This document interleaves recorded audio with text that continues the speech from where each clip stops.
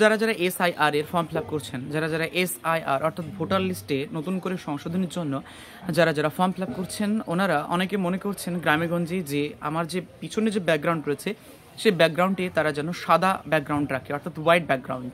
তো তো কোনো রকম নির্দেশিকা জারি নেই যে পিছনে হোয়াইট ব্যাকগ্রাউন্ড লাগবে এটা কিনা। তো বিএলওরা অনেক ক্ষেত্রেই অনেক বিএলও যারা অনেক ক্ষেত্রে অনেক রকম কথা বলছে। 4টে বিএলওর সাথে আমি কথা বলে দেখেছি, তারা 4 রকম কথা বলেছে। এখন বিশ্বাস আপনি কাকে করবেন? তো যে নির্দেশিকা দেওয়া হয়েছে মানে কমিশনের কাছ থেকে, সেখানে কিন্তু কোনো রকম ব্যাকগ্রাউন্ড রিলেটেড কোনো তথ্য নেই। কাজেই আপনার কাছে যে পাসপোর্ট সাইজের ছবি রয়েছে সেই ছবিটাই আপনারা দিয়ে দেবেন। কাজেই আলাদা করে আপনাকে পাসপোর্ট সাইজ তোলার কোনো প্রয়োজন নেই। তাই ব্যাকগ্রাউন্ড সাদা হলো বা নীল হলো এমন কোনো প্রয়োজন নেই, যাতে আপনার ফেসটা যাতে সুন্দর দেখায় এবং ফেসটা যাতে অনেক সুন্দর দেখায় এরকম হলেই হবে।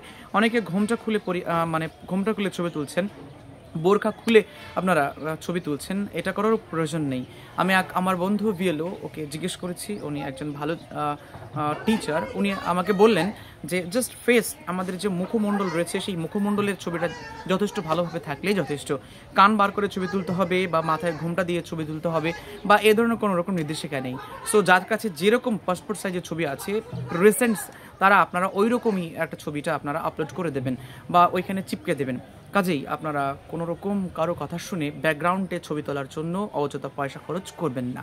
ভিডিওটি একটু শেয়ার করে দিন, যাতে যারা যারা এই সাদা ব্যাকগ্রাউন্ড নিয়ে দ্বন্দ্বে আছে তারা এই সমস্যা যেন সমাধান করতে পারে।